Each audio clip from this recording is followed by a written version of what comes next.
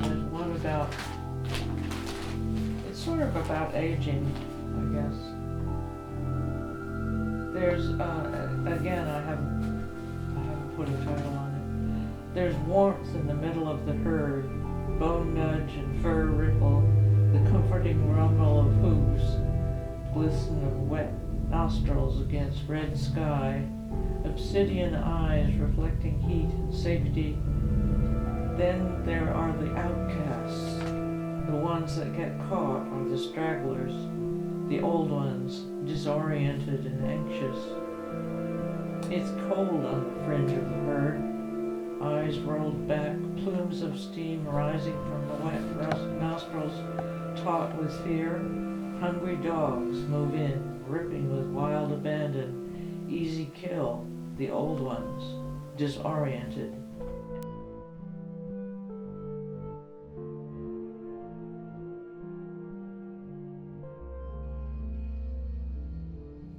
A lot of Finnish maids, and they would do the laundry, they would do all the work of the house. But to me, they were the most real.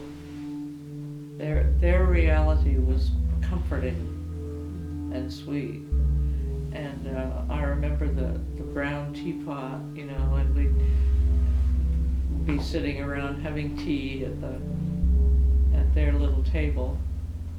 And they talked about real things, you know. I can't remember exactly what it was, but it just was very, I felt more comfortable out there.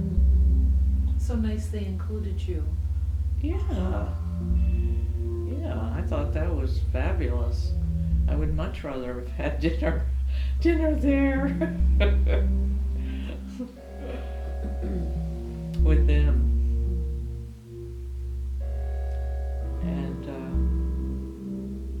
And I remember the cook at that point, she had glasses that were like Coke bottles, just really thick. Yes. Did she cook well?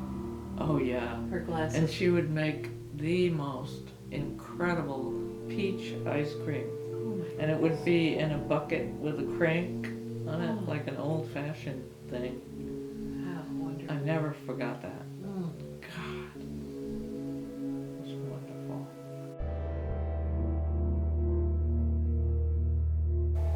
Any other desserts you remember? Oh God, yes. Now, my nanny was really good with desserts. And she used to make us a chocolate steamed pudding that I have never been able to find a recipe for. Probably I could find it online. Sure. But it was definitely a steamed pudding, you know. Wow. And Sounds divine. what else? She would make something called ambrosia, and it had whipped cream and pineapple and marshmallows. You can imagine a kid liking that. Sure. Oh man. And chocolate pudding. We would all fight over the remains of it was in a silver bowl that had little ridges in it, and George and Thea would be fighting over the, you know, Yes. Residual. the end scrapings. Sure. It's funny what you remember. Yes, it is. Mine is like very spotty, my memories. Very detailed. But very though. clear. Very clear and detailed, Yeah. yes. You know, it seems like you remember a lot. Yeah. Yeah, when I wrote about Pompelia, I was astonished at how much I remembered. Not only visually, but sensory, smells and textures. And I remember one of my cousins that's who my dad built the swimming pool for, and she was very sweet. And the two other people that I think of now, when Libby and I were small, my Aunt Mary's daughters, two of the daughters, Grace and I think it was Grace and Mary, or Nancy, Grace and Nancy, would take us for the afternoon, and they would brush our hair, and they would do drawings for us, and funny things. So they were very kind to us. I actually called Grace just before she died, and told her how much she meant to me. Oh, you know, how when I was wonderful. little. She really made my life better. Yes. You know, it was just that attention and having your hair brushed. Oh, Doesn't get God, much it was better. wonderful. Yeah. And what about your grandfather? You made reference to your grandfather, who was an artist, and who was that? That was George DeForest Fresh. Okay. And the only thing that I remember about him was they lived with us. My mother's parents lived with us in Hanover, and the one thing I do remember about him was he used to take a sort of a tonic thing. It was called Maltex, and he would take the spoon, you know, and he would put it in his mouth, and then he would smack his lips. And that's really the only thing I remember about him. Isn't that interesting? He did a portrait of me when I was little, and he was sort of blind, so it wasn't terribly good, but terribly accurate. yeah, terribly accurate. But he tried. I must have been about 3 or 4. Uh-huh.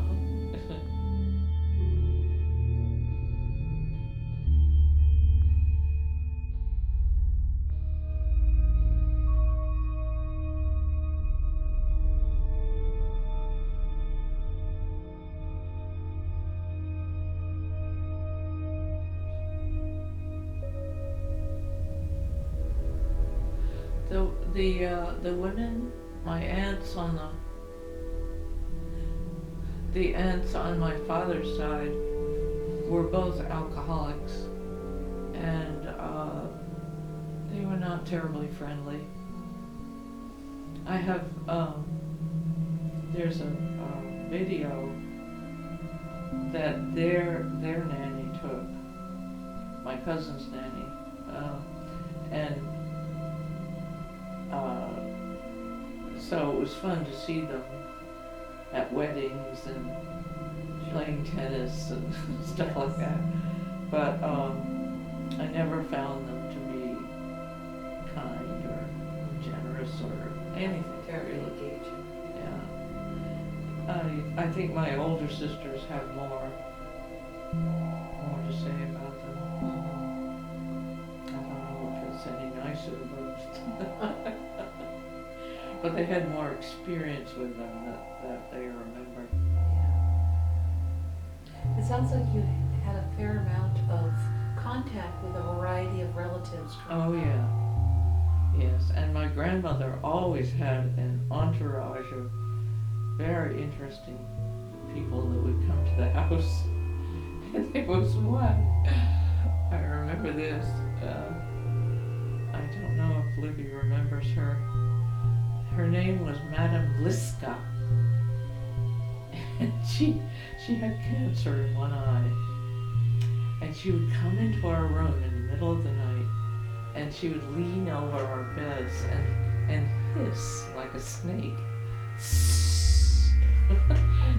So we were like, terrorized. I bet. But, it was people like that, all sorts of people. Yes.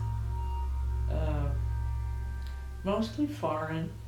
Mm-hmm. There was a Polish lady that used to come.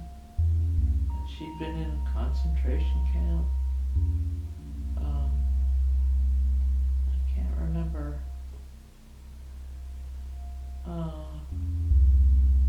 She had a lot of my grandmother had a lot of gay friends. My father's mother. Gay men. They loved her. I don't know whether she would support them or Sure. whatever. But anyway, she would have them and they would come and visit and be there So in you're the summers. Summer Scout. Yeah, we would spend a certain amount of time when we lived in Boston. We would come up to New Hampshire. I think my dad would stay in Boston and work. When we were in Hanover, and I loved that Scotty. And that was Roosevelt's, Yes. sort of signature, right? Was that fight? I forget Yes. now the name of his dog, but yes, Scott. He had Fala. Scott. Fala. That's Yes. exactly right. Yes. And I called him Fala. You did. Yes. Well, So, Fala disappeared sometime oh. when we moved to Boston. There was no more Fala. And what about music-wise? Did your family like to dance? Did they have dance parties? Oh, yeah. They did. Yeah. Yes. Especially in Boston. I mean, more dance parties there until at the farm when Libby and Jim were there, and when Georgia was there, they had contra dances. And and I remember another incident with a cousin. She taught me how to rumba and do all those Latin dances. Fun. And she had worked for Arthur Murray. That was Aunt Mary's daughter, Mary. She died of cancer. I forget how old she was. She was kind of young. But she taught me how to rumba. Fun.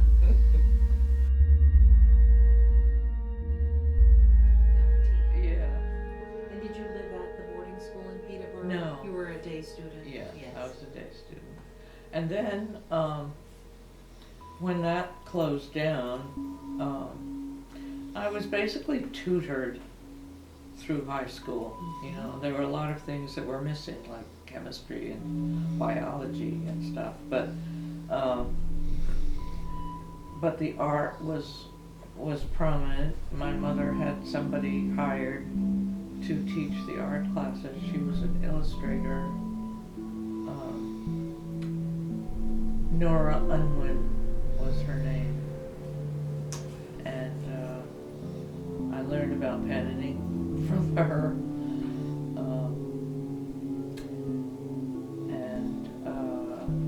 It was pretty much one-on-one. Certainly my French class was like that. Every once in a while somebody would come and I would have a class with that person, but not ordinarily. So she didn't, my mother didn't want me to go to public school. So you were, for the most part, homeschooled during that Yeah, you period of could time. say that, yeah. Yes. My grandmother's house was robbed and burned to the ground. And I was, for years, not knowing how to process that, how to get through the grief of that, because we had spent so much time there. It was just really difficult. So I decided to write about the place. I haven't looked it over recently. Okay. My grandmother's house was robbed and burned to the ground years ago, but it's still with me, the grief and loss of this precious place. In a sense, it made clear that it was the end of an era, the grand era. I decided that a way was needed for me to process this sad event. My mind has turned this thought over and over until today, where I can breathe and be still with my thoughts. I decided to walk through the house, trying to remember what was there. To my astonishment, I was able to recall smells, sounds, feel tactile surfaces. I began in the front hall. It must have been a chilly day, because I remember the large grate in the floor where the warmth of the wood fire was wafting up and blowing my skirt up. The distant smell of beeswax, the distinct smell of beeswax came to my nostrils from the large chest that held a bunch of tiger lilies in a brass vase. There was a closet in that entry that held the tennis rackets and the croquet set. Moving on my left was a little sitting room off the bedroom where my father and mother would stay when we visited. The only thing I really recall about that sitting room was a framed photo of my grandfather. That was my father's father. He died before I was born.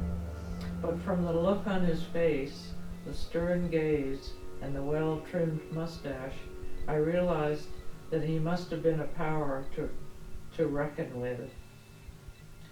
The bedroom was quite unremarkable, but the one thing that I do remember here were two little painted porcelain birds moving through that room into the living room. I could look across the room to a set of arched windows which looked out on the lake and the mountains that seemed to go on forever. The smell of beeswax and the summer followed me on my journey. The fireplace was huge with two carved lions on either side. Then the most mysterious of all was what looked like a small stage with little figures in it, sitting on a table underneath a portrait of my grandmother. There was a large bronze crane standing on the table underneath the arched windows.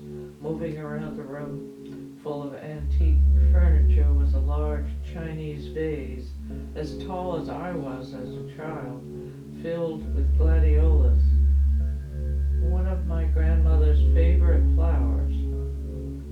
At tea time, the room smelled like hukwa tea, and at cocktail time, it was the smell of Gordon's gin and the tinkle of glasses with little bumps on them.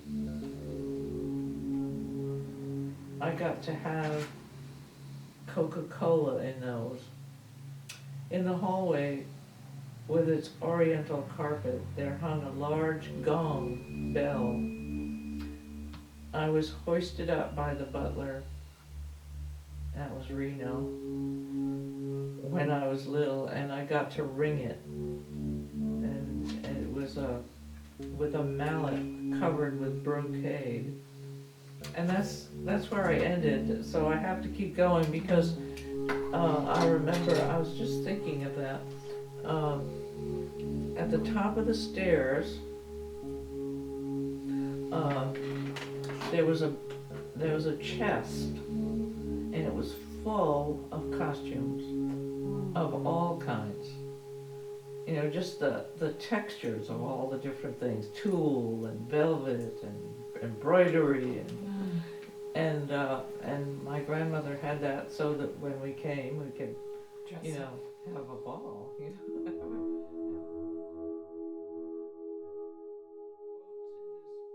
In the beginning of my book here, the most deadly of all sins is the mutilation of a child's spirit. So I seem to resonate with that. And then the next quote I have here is of Pablo Neruda. I want to do with you what the spring does to the cherry trees. I find things Wonderful. Now, let's see, maybe I should read one about Pompilia.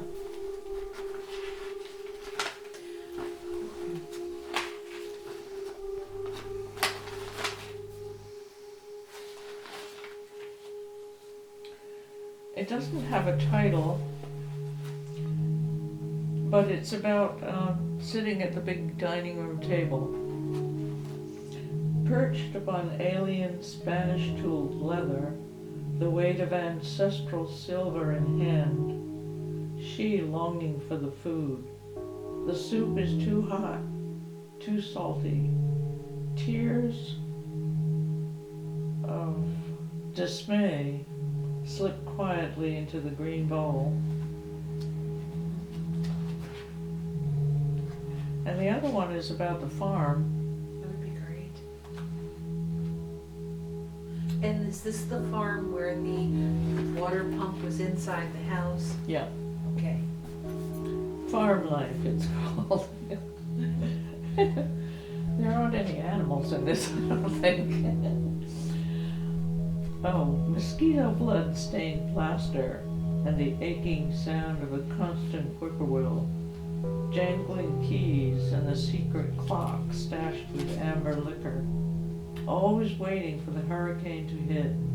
And when it does, we slide the heavy oak bed against the door, against the green man, and these are all people, real people, against the green man and the broken-nosed demon, against the foot dragger and the bust of some de Medici at the bottom of the stairs.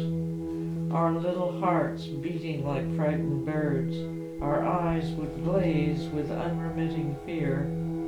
Sometimes there was a reprieve, making duck leaf hats under the heady lilac bushes in summer. Don't ask me about winter, about suicide, about madness. It would take too long to tell. So I don't know whether we want to put that in there or not, but it is me. Sure. You know, it's real. Yes. I don't know if there's anything else that would be relevant. Two sisters in front of me, raven black hair shining like otters. The poet reads on, and I, transfixed on long black mysteries, was lost in the shimmer of pelts. I was not listening to him at all. Who was it? One of the beat poets. Oh, He's did I gay. go with you? You may have. Allen Ginsberg. Well, you know, he's the kind of poet, when he reads, you Yeah. sometimes do weave in and out of listening. It's so intense. Call it the dancing room, Yes. because it really was. Did you go out to school? Did you and your sisters go out to school when you lived here? Actually, they went to a different school than I did. I went to, I'm not sure what the name of the first one I went to. It seemed to be run by these ancient ladies, and I think I have a picture, a photo somewhere of graduating from there. And then I went to the Windsor School, which is a very prestigious school in Boston. And I didn't go on a bus. I went like in a limousine with moleskin seats, and it was almost embarrassing, you know. It was just me. Your peers weren't riding in those kind of vehicles? No. And who drove this limo? I don't know. Just someone just that they had maybe hired? Some person, yeah. Yes. Yeah. Nobody I knew. So I don't remember really anything about school. Nothing. Not teachers. I remember some of my peers who went, and they were fun. I had a friend there named Eve, and she had a nice family, and I used to visit them, and they had two corgi dogs, and they were fun. And in those days, there was an esplanade where the thruway is now.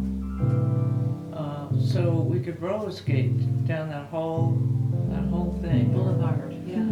had roller skates with the keys. Oh, yes. And we had a poodle and a dachshund at the time, and so they would come with us when we went down the Esplanade. And I loved that. I loved roller skating, and the sound of the roller skates was great.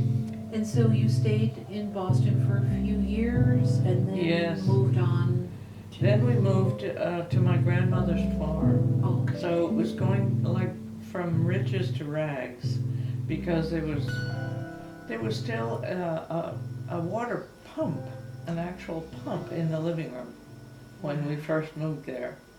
I think it's been removed long ago, but And was this your paternal grandmother? my Or maternal maternal grandmother's house? yeah. And It's where my grandfather and grandmother lived. Oh. When they were not, they used to go back and forth to Italy, and they had a villa there in Italy. Both families, both my mother's family and my father's family had villas at the time. And so this house you went to live in with the pump inside for water was... Hardly any light. I mean, Oh. I remember, I don't remember bringing lanterns around, but it was very dark. I recall that. And was this in Dublin? Yes, In Dublin, New Hampshire. in Dublin, yeah. Did you ever take any trips to Italy to the villas where your grandparents No. lived? No. No, I think they were sold off pretty soon, you know, after my father's mother died. And did you start school when you were in Dublin? I went for the first year we were there. I went to a boarding school that was established in Peterborough, and then it closed down. I mean, maybe they went bankrupt. I don't know what happened. And I did enjoy that, and I made lots of friends. We used to go out smoking in the woods. How old were you? The cook was great, Bertha. She was very kind to us, all of us, and I think that my older sisters, really relied on her for a lot. And I remember, it's really funny how certain things I remember Sure. about her. And the movie house burned one night. It caught fire and the roof blew off.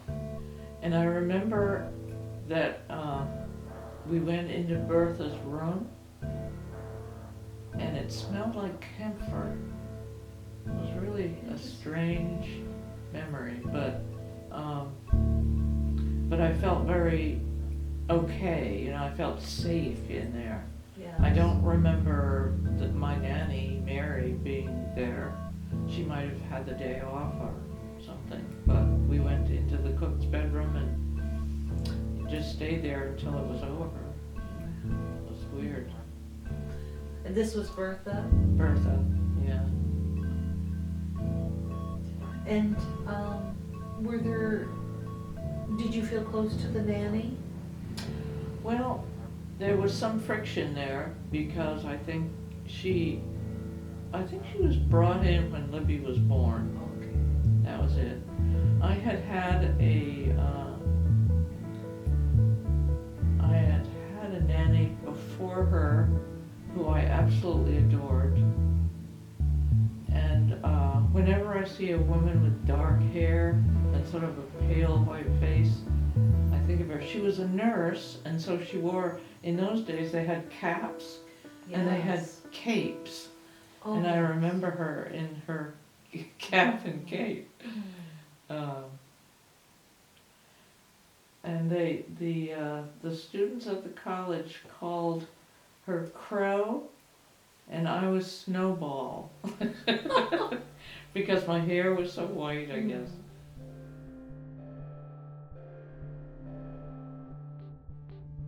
Because I went for 3 years. And then I had Erica, and she was my art. So you got married to Lenny while in art school? Yeah, Mm-hmm. yeah. So you met Lenny, and do you remember still when you met him? Oh God, yes. Yeah. I could tell you the first interaction I had with him.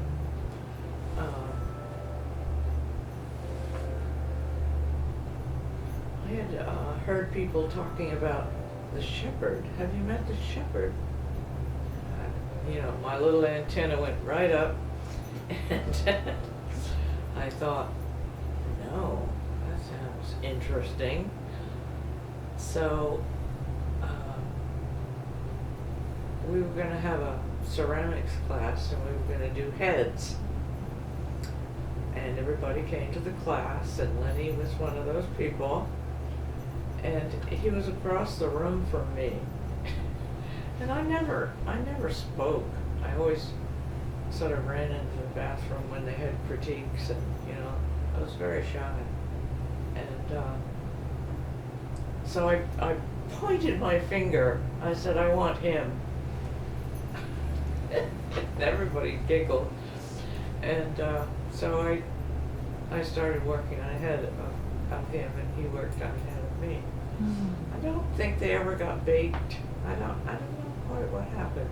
We were supposed to make a cast, and I think we got as far as the plaster part, but I don't know what happened after that. It just kind of disappeared. So a relationship developed Oh yes. between the two of you, And and he would write poetry to me. We didn't talk much while we were working, but he would write poetry and then just hand it to me, and I would take it home.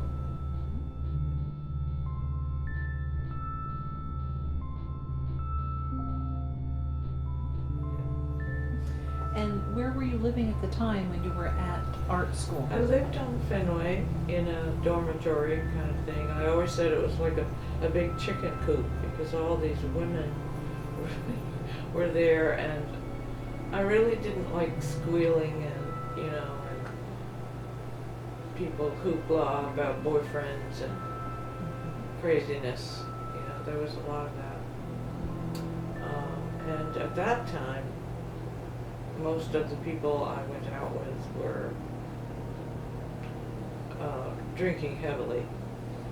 So I drank heavily, and I sometimes got carried up the stairs to my room, and I was living with a very Catholic girl. She said her rosary every night. She was a lovely, lovely person. She was a jeweler and actually made the wedding rings for our wedding, which we both lost. Lenny left his on a ship. Uh-huh. He had it on a chain because he did so much work with his hands. So he had it on a chain, but he left the chain on the bed on the ship. At that time, do you remember what kind of art Lenny was interested in? Was there any particular artist that he was being influenced by? I wouldn't necessarily say that he was influenced by any particular artist, but he had some very fine teachers. And one of the teachers used to play Eric Satie on the piano while they were in class. So he loved Eric Satie.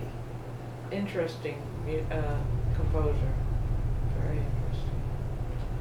And so he took painting, and I took graphics. So I did a lot of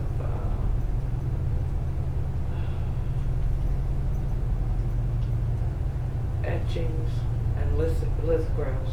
And in those days, instead of plates, they had big stones. I mean, it was kind of primitive, but it was like the old way. They did very classical kind of teaching. Wow, that's And wonderful. I had an anatomy teacher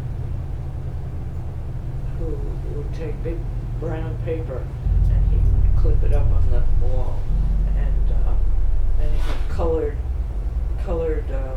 chalks that he would draw the muscles and the bones, and I think that was one of the most interesting classes I had. Yeah. I got very interested in anatomy. I did very well. If I'd had to remember all the names, I don't think I could have, but the visuals.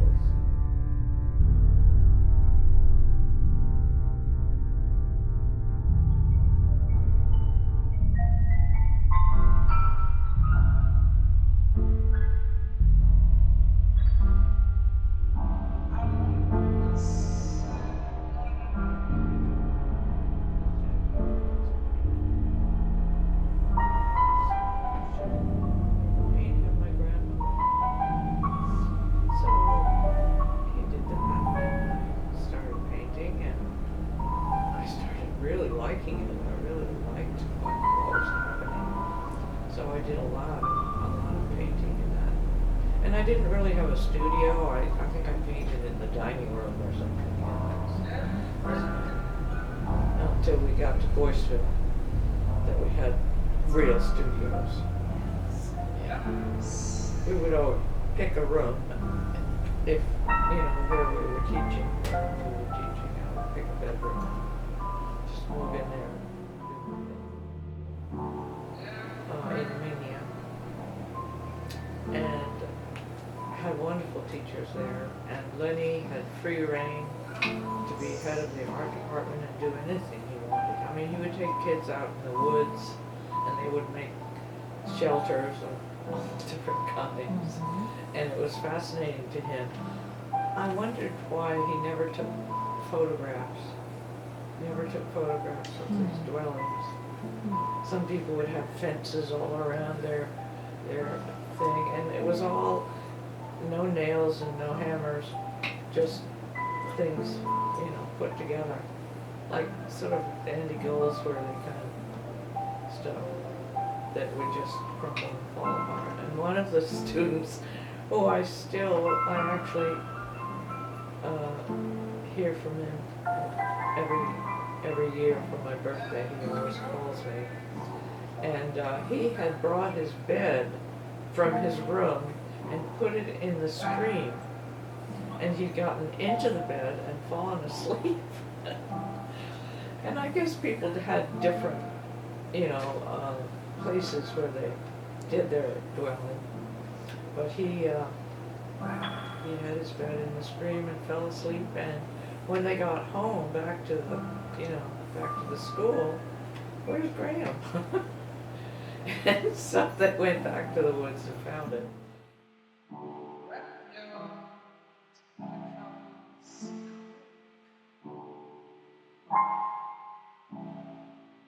He got permission to do sort of like he taught art history, and he taught it in a very hands-on kind of way.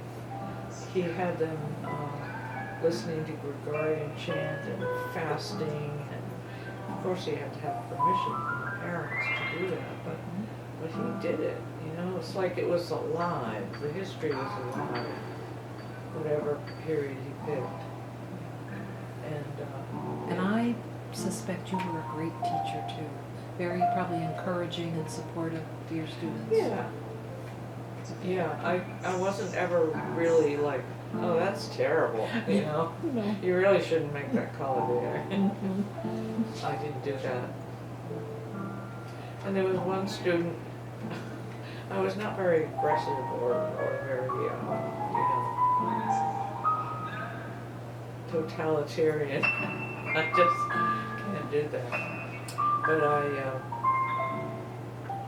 there was a student who was just getting really frustrated, and I thought he was about to blow, So I clapped him out of the room. I had little funny techniques that came upon me. And it worked. At the spur of the moment, Yes. It worked. I didn't have to hurt him, and he didn't have to hurt me. But I felt bad for him, because he was he was not happy No. with what he'd done. And we did a lot of batik in those days, and the kids loved that. They would go down in the middle of the night, which they should not have done, but they did it anyway. And I guess they would have batik parties down there. And made all kinds of stuff. Yeah.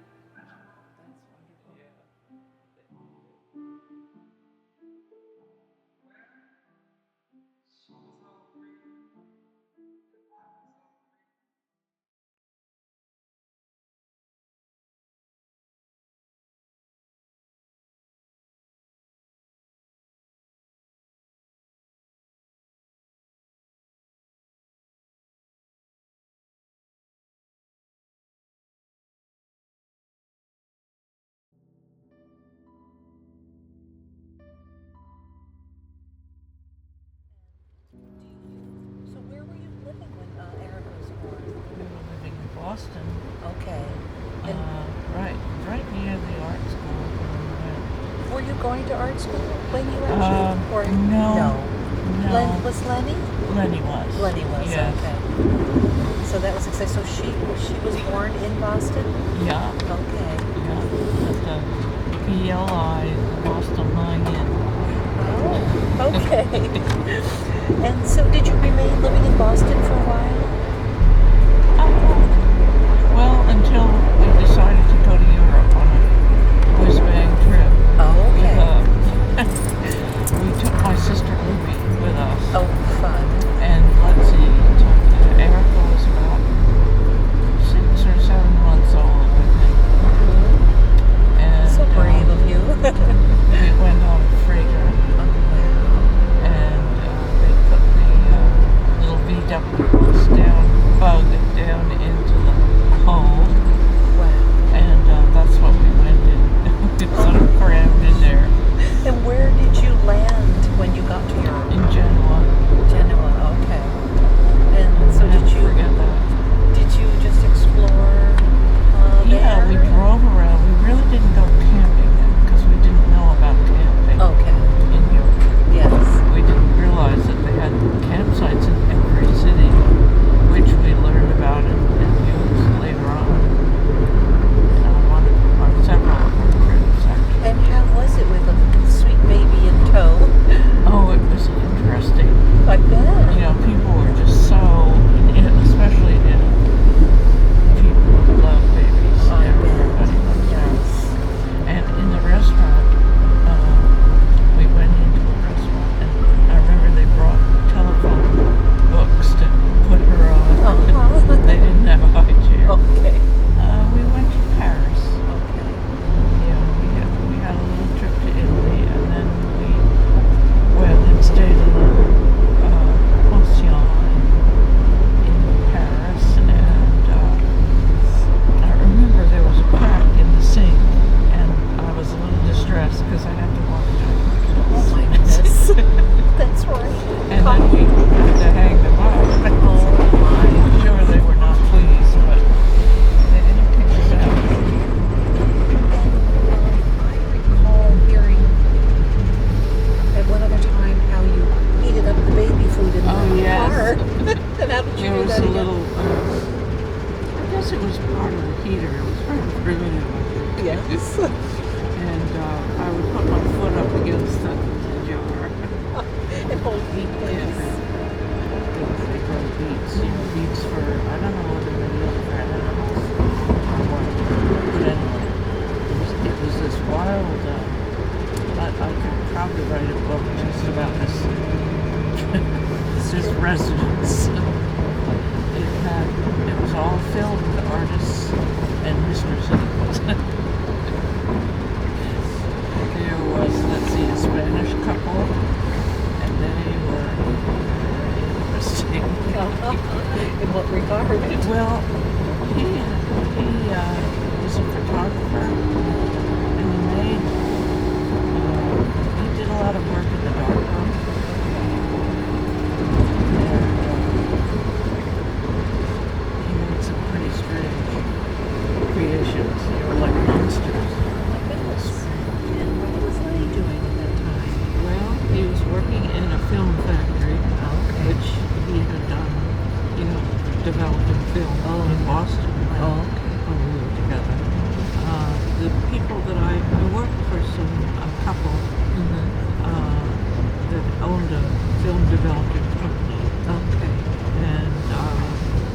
able to get jobs no matter where we went. That's great. It's Yes. really easy for him Mm-hmm. to do that. And he could do all the jobs. He learned all the jobs. And he tried to teach all the people all the jobs. And they just wanted to stick to their job. So he worked nights, and that was hard for me. That was challenging. Yes. Because all the work was on you when babies woke up Yeah. and needed whatever. Yeah. And then during the day, he had to sleep, didn't he? Yes, and so Erica and Sven and I would go up to the park at the top of the mountain. And For a good we part of would the day? yeah, so that he could sleep. Time. Yeah. And the medicine they gave him, I swear, would make his chest hop up and down. Oh, It was, my goodness. It was so intense. Wow. Yeah. Oh. But I loved being in Italy. I liked the pace. And going shopping with a little street bag. Yes. And the people, they really took care of us, basically. To see that we wouldn't be, what do you call it? Left on your Fleeced. Yes. Right. And I remember you once telling me they had a little sweet nickname for Sven. Oh, yes. Dino. Dino. And did they have one for Erica too, or was it just something they No, called boys? they could say Erica. Yes. Erika. Eddie. But they called Sven Dino. Yeah, Sven because they is couldn't. so difficult They to just- pronounce. But they would take him, it was the kind of place, it was so Sure. safe. Yes. He would be gone, and I would say, has anybody seen Sven? He was, I'll show you a picture of him. He's normal. He wasn't going to school there, Yes. but Eric, he Oh. went to what they called asilo. It's probably kindergarten. Right.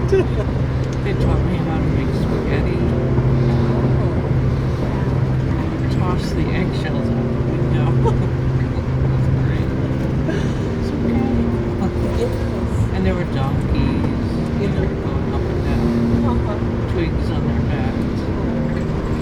And the women were very strong. I saw a woman, and the man was going to go with her, and he put the hanky on her head. And then he lifted this sink on top of her head. And then they were just walking along. And she must have been the ankle from Had to be able to God. withstand Just that. made you ache and see her. And so that sounds like that was a sweet time there. And was Lenny doing artwork at that time there? Not there. In France he did. Okay. He had a studio and he would work sometimes with some people. Gay all the time. And would you ever find a moment to illustrate or do anything, do any of I your did art? a little bit of drawing, but not much. Not too much, yeah. No. I bet your No, time I was. really paid attention. Yes. So But I then, found France a little more difficult. Something Okay. about it was more.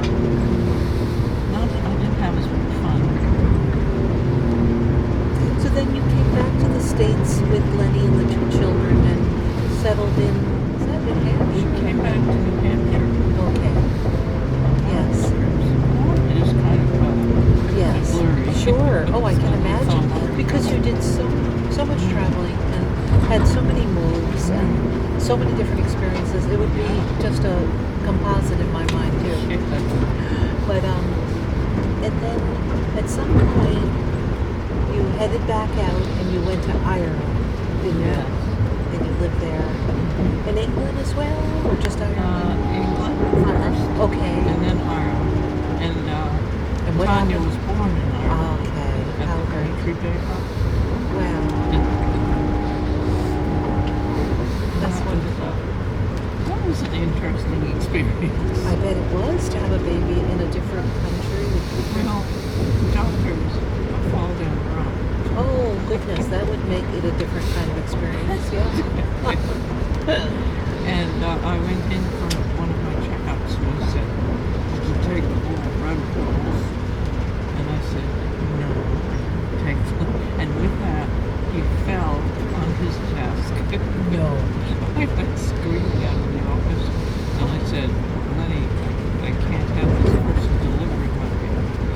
And he wasn't the one that was going to deliver it. Oh.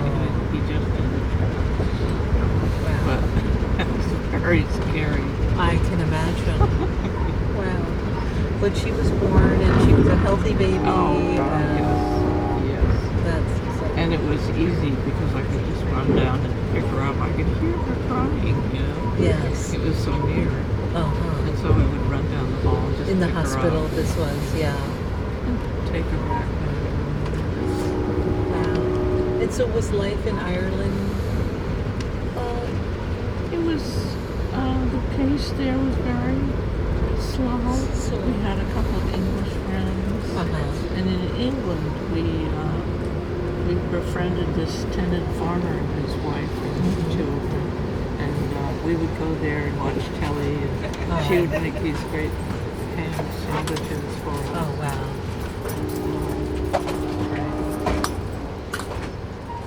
Ladies and gentlemen, arriving in Hudson, please access